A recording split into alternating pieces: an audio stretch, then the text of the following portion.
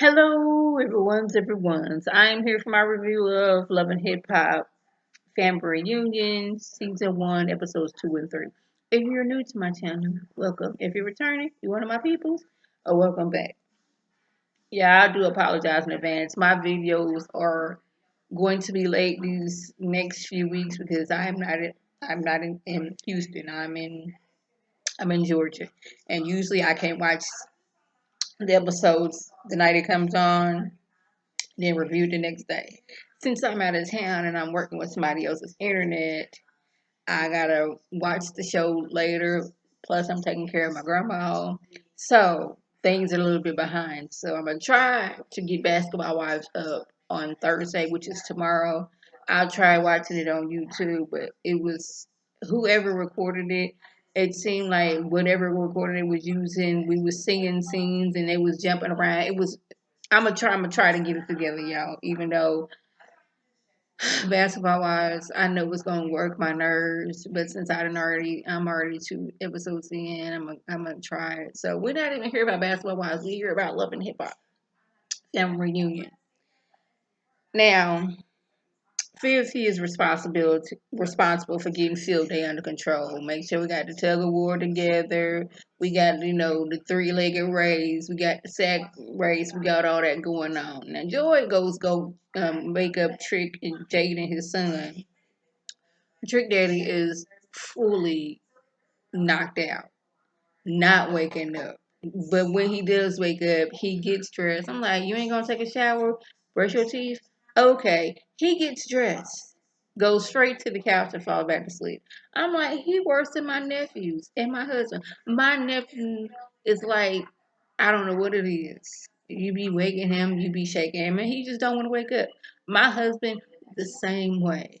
I'm up there darn near yelling to wake him up, and he just don't want to do it. I'm like, child.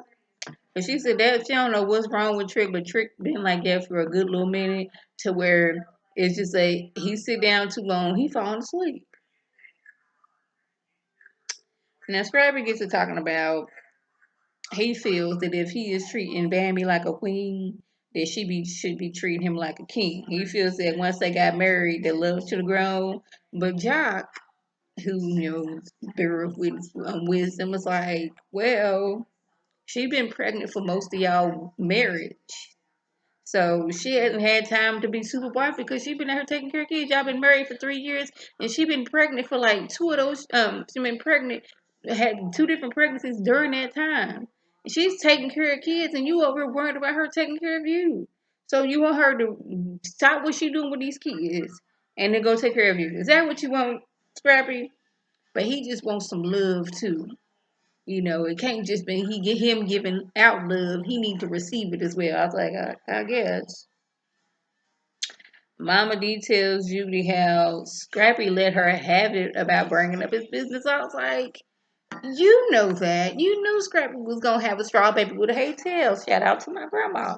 You knew this was going to happen, yet you did it anyway. But she's like, she want their marriage to last. Judy over talking about some, she upset because Yandy wants Mendices all to herself. I was like, yes, how dare Yandy want to spend all this time with her husband who's been gone for, what, 4 or 5 years? But then I understand where Judy was coming from. She was like, "Well, yeah, when Mendices was locked up, Yandy, she wasn't acting like family. She wasn't doing all these things." I was like, "Yeah, she wouldn't." I remember that season when she was, having issues with the other two kids' mother, and then she threw Kim Bell all the way under the bus. I remember that season. And I think it was after that. I think that was the season where Mona was showing all the messiness that Yandy was doing because Yandy had that wedding special and then didn't turn her wedding license in, so her and Mendices wasn't technically married. I remember that. Yeah, where did Carly show up? Missed 2 events, but she showing up with a bullhorn talking about some, yes, the champ is here, the champ is here. I'm like, girl, we didn't already did 2 events. Where have you been, ma'am, and why? Question. Should have asked this last season, but I didn't. How did Mama D and Erica go from you left my son for dead So now her inviting her to events, showing up to Erica's baby showers and all those things. How do we go from there? That's the question I want to know. But Bambi pulls Erica to the side. She's basically like, I want to let bygones be bygones. You know, I got kids, you got kids, we grown, we really don't need to be fighting like this. And Eric was like, yeah, I totally agree. The other thing is, Scrappy don't really want to have a conversation with Erica because when she tries to pull him to the side so they can talk about co-parenting a better way, he don't want to sit down. He don't want to listen. And she's like, look here, money, she finna be 16 in a minute and I won't have to do this anymore. It's like he acts like he has to he seems like he has to act like he hates me and she don't really it's not that he's in love with her or loves her, but he gotta act like he hates her for whatever reason. But she just done with it. Bambi thinks he should talk to Erica, but he gonna pray on it. With Mama D, she goes over and tells Erica that, Scrappy was out here cheating on you. Now, Bambi feels he's doing the same thing. She's like, you know what? That's none of my business. That's none of my business. I ain't even here for that. Don't even want to know that. And I was like, I guess I understand.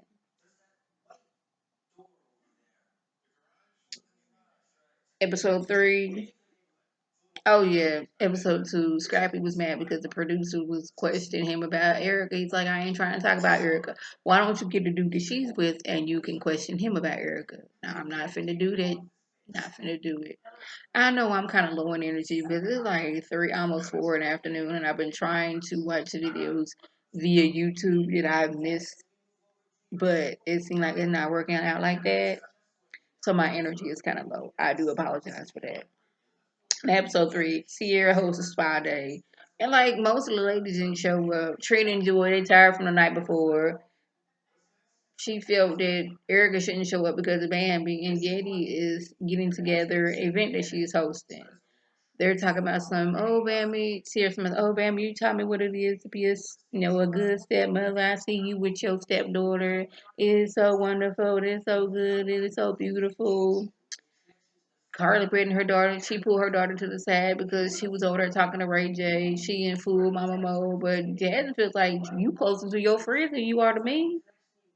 Like it's weird us being, together right now because when I was little, you was always gone. But Carly felt like she had to be out here working and grinding and doing all those things so her daughter wouldn't depend on anybody else for anything and just depend on her.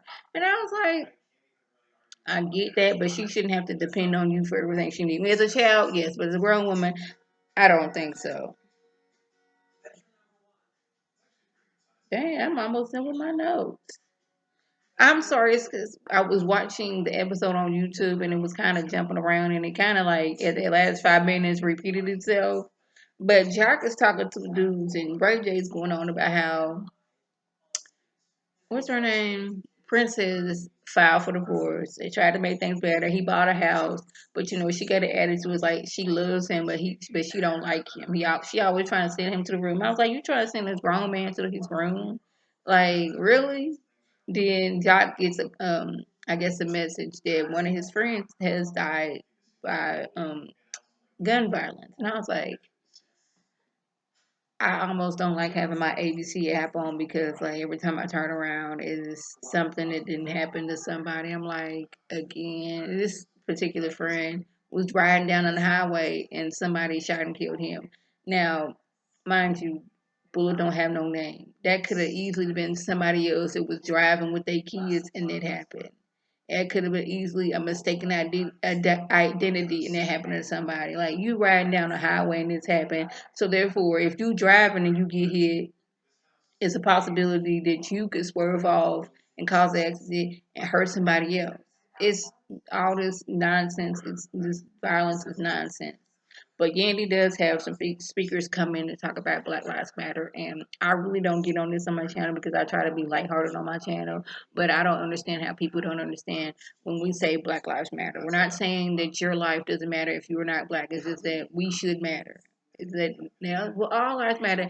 I know that, but our Black Lives Matter, and we're getting killed at an alarming rate, and y'all don't see it. So y'all, that was just if I love anything out by means leave a comment below. If you're new to my channel, welcome. Feel free to subscribe. It's free all day, every day for 99. Make sure your notifications are on to my beautiful Facebook's video. You can click on it, like and share it with your people. You can come over and be one of my people. If you're already one of my peoples, welcome back. Y'all know what to do. Tell your people to tell their people to come over and be one of my peoples by clicking that icon above. This is Lady T signing off. Have a good one.